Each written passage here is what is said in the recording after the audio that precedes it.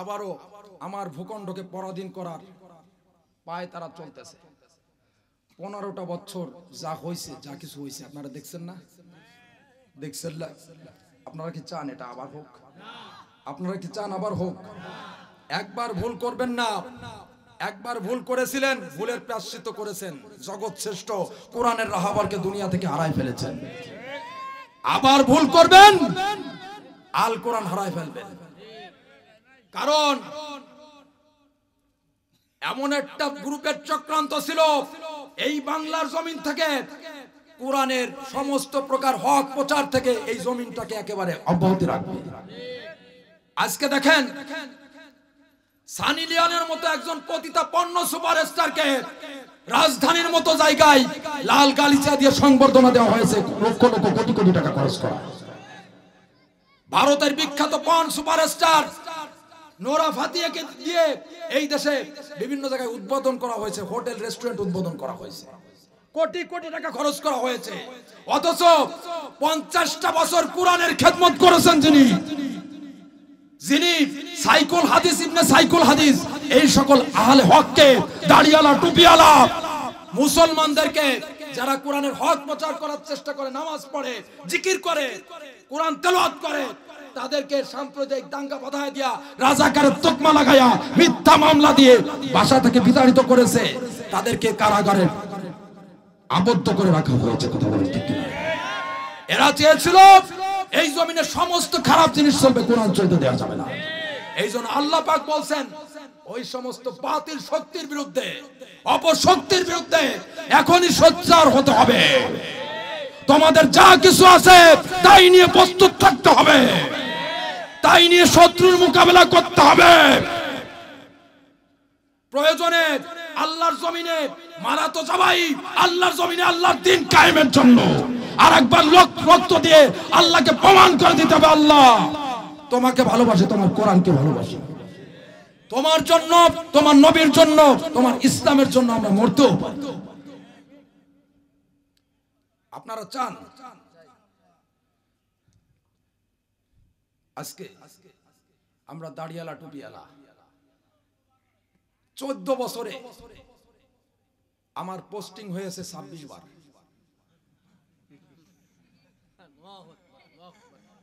আমাকে ভালো কোনো জায়গায় দেওয়া হয় নাই। একজন লোক আমাকে বলল, একজন অ্যাডিশনাল আইজি, একজন ডিআইজি র্যাঙ্কের আর একজন অ্যাডিশনাল আইজি, যে আপনি যে সঠিক লোক আপনার চেহারার মাধ্যমে ফুটে উঠতেছে। আমি বলছি আপনি জানেন না আমার মতো খারাপ লোক কেউ নাই। কারণ আমার সমস্ত নেক আমল যদি লোক দেখানোর জন্য হয়ে যায়, যদি আল্লাহ আল্লাহ রাসূলের জন্য না হয়, হতে পারে এই দাম্ভিকতার কারণে আমাকে জাহান্নামে আল্লাহ নিক্ষেপ করবেন। কিসের এত বাহাদুরি তোমার? আজকে এখানে যদি মমতাজকে আনা হতো, এখানে যদি পুতুল নাচের ব্যবস্থা করা হতো, তুমি 500 টাকা 1000 টাকা খরচ করে তুমি সামনে যেয়ে বসতা। আরে এখনো সময় আছে, ফিরে আসো। কারণ তোমাকে কেউ বাঁচাইতে আসবে না। তোমার মরার পরে তোমার কবরের হিসাব নিকাশ তোমাকে দিতে হবে, ঠিক কিনা? আমার বন্ধুগণ, আমি পবিত্র কোরআনুল কারীমের 114টা সূরার মধ্যে 2 নম্বর সূরা সূরাতুল বাকারার থেকে একটি আয়াত তেলাওয়াত করেছি। এই আয়াতটি বিশ্বনবী জনাবে মুহাম্মদুর রাসূলুল্লাহ সাল্লাল্লাহু আলাইহি ওয়াসাল্লামের মদিনার জিন্দেগিতে নাজিল হয়েছে। সুবহানাল্লাহ পড়েন। এই সূরার আয়াত সংখ্যা 286টি, মোট রুকু 40টি। আমি আপনাদের সম্মুখে সূরাতুল বাকারা 216 নম্বর আয়াতে কারিমা তেলাওয়াত করেছি। যদি এই আয়াতের আলোকে সামান্য সময় আপনাদের সামনে কিছু কথা বলি, আপনারা শুনবেন তো? আমি কথা দিলাম মাঝে মাঝে নাশিদ হবে, আর অনেক নাশিদ আমার ভান্ডারে আছে। কোরআন তেলাওয়াত হবে, লাস্টে আজানও হবে। চলবে? চলবে? কারা কারা চাই হাত তুলে দেখাই তো। আল্লাহু তাকবীর, আল্লাহু তাকবীর। আল কোরআনের আলো সুজানপুরের পক্ষ থেকে আল্লাহু তাকবীর।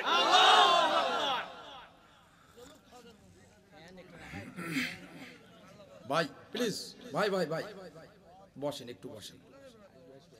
আচ্ছা, প্রস্রাব করতে অনেকে যাচ্ছে, প্রস্রাব করতে যেতে পারে। আমার বন্ধুগণ গভীর মনোযোগ।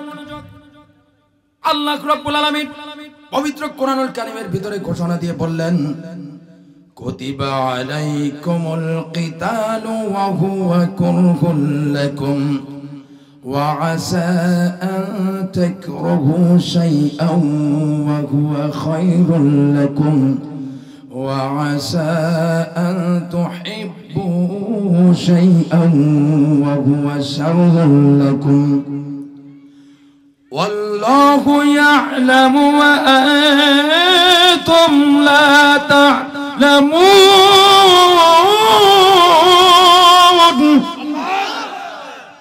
আল্লাহ পাক রব্বুল আলামিন বলেন, কুতিবা আলাইকুমুল কিতাল, জিহাদকে তোমাদের উপরে ফরজ করা হয়েছে। কি ফরজ করা হয়েছে? সকলে বলবেন কি ফরজ করা হয়েছে? জিহাদকে। ওয়া হুয়া কুরহুল লাকুম, কিন্তু এটা তোমাদের কাছে অপছন্দনীয় মনে হচ্ছে। ওয়া আসা আন তাকরাহু শাইআ, কোন জিনিস তোমাদের কাছে অপছন্দনীয় মনে হলেও ওয়া হুয়া খায়রুল লাকুম, এতে তোমাদের জন্য আল্লাহ পাক রব্বুল আলামিন মহা কল্যাণ রেখে দিয়েছেন। সুবহানাল্লাহ পড়েন। ওয়া আসা আন তুহিব্বু শাইআ, আবার কোন জিনিস তোমাদের কাছে পছন্দনীয় মনে হলেও আল্লাহ পাক রব্বুল আলামিন বলেন ওয়া হুয়া শাররুল লাকুম, এতে তোমাদের জন্য আল্লাহ পাক রব্বুল আলামিন অকল্যাণ রেখে দিয়েছেন। কথা বলেন ঠিক কি না? আল্লাহ রাব্বুল আলামিন বললেন, ওয়াল্লাহু ইয়ালামু ওয়া আনতুম লা তা'লামুন।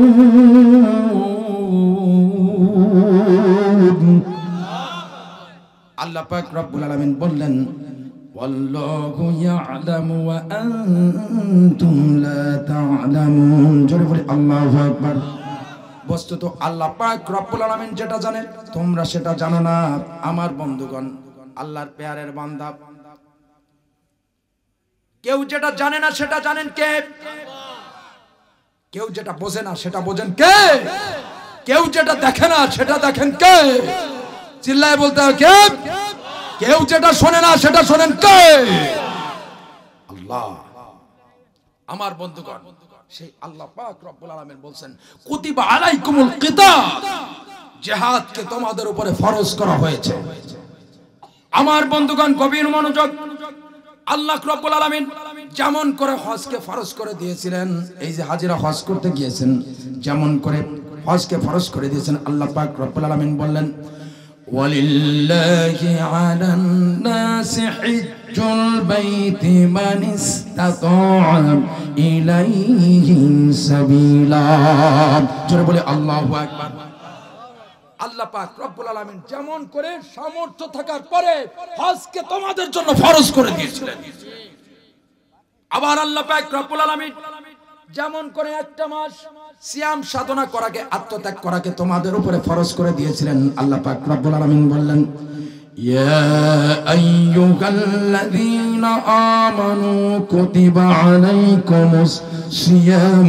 সকলে আমার সাথে পড়বেন, কুতিবা আলাইকুমুস সিয়াম কামা কুতিবা আলাল্লাযীনা মিন ক্বাবলিকুম লাআল্লাকুম তাত্তাকুন।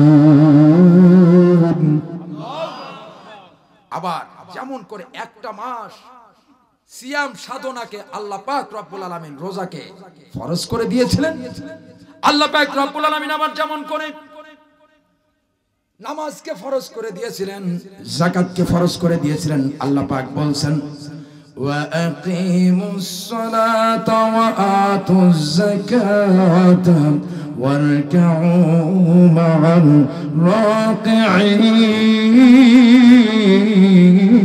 রাকিঈন। ওয়া আকিমুস সালাহ, নামাজকে তোমাদের উপর যেভাবে ফরজ করা হয়েছিল, ওয়া আতুজ যাকাত, আবার সামর্থ্য থাকার পরে নিসাবিন পরিমাণ সম্পদের মালিক হওয়ার পর, একটা বছর অতিবাহিত হওয়ার পর 7.5 তোলা স্বর্ণ 52 তোলা রৌপ্য, এর সমপরিমাণ অর্থ এক বছর বান্দার উপরে স্থায়ী থাকার পরে যেমন বান্দার উপরে যাকাত ফরজ হয়েছিল, ঠিক তেমনি আমার বন্ধুগণ কান খাড়া করে শোনেন, রোজার মতো, নামাজের মতো, হজের মতো যাকাতের মতো আল্লাহ পাক রব্বুল আলামিন ওয়াজাহিদু ফি সাবিলিল্লাহির কাজকে ফরজ করে দিয়েছেন। সুবহানাল্লাহ পড়েন। আমার বন্ধুগণ গভীর মনোযোগ, আল্লাহ রাব্বুল আলামিন বললেন ওয়াকাতিলুহুম হাত্তা লা তাকুনা ফিতনাতুন ওয়া ইয়াকুনা আদ-দীনু লিল্লাহ। আল্লাহ পাক রব্বুল আলামিন বললেন আর তোমরা তাদের সাথে লড়াই করবে। কাদের সাথে? আর তোমরা তাদের সাথে লড়াই করবে। একটু কান খাড়া করেন, কারণ আপনারা যদি আয়াত তেলাওয়াত নাও করেন, আপনারা যদি কান খাড়া করে সঠিকভাবে কোরআনের হক কথাগুলো, এটা বিভিন্ন তাফসির গেটে, তাফসিরে তাবারি, তাফসিরে ইবনে কাসির, এসব গ্রহণযোগ্য ভালো ভালো তাফসির থেকে আমি এগুলো সংগ্রহ করে নিয়ে আসছি আপনাদের জন্য। এখন আপনারা কান খাড়া করে থাকেন, আপনাদের উপরে আল্লাহ পাক রব্বুল আলামিন বলেন ওয়া ইযা কুরিআল কুরআনু ফাসতামিউ লাহু ওয়া আনসিতু লাআল্লাকুম তুরহামুন। So when the Quran is recited, then listen to it and pay attention that you may receive mercy. Allahu Akbar.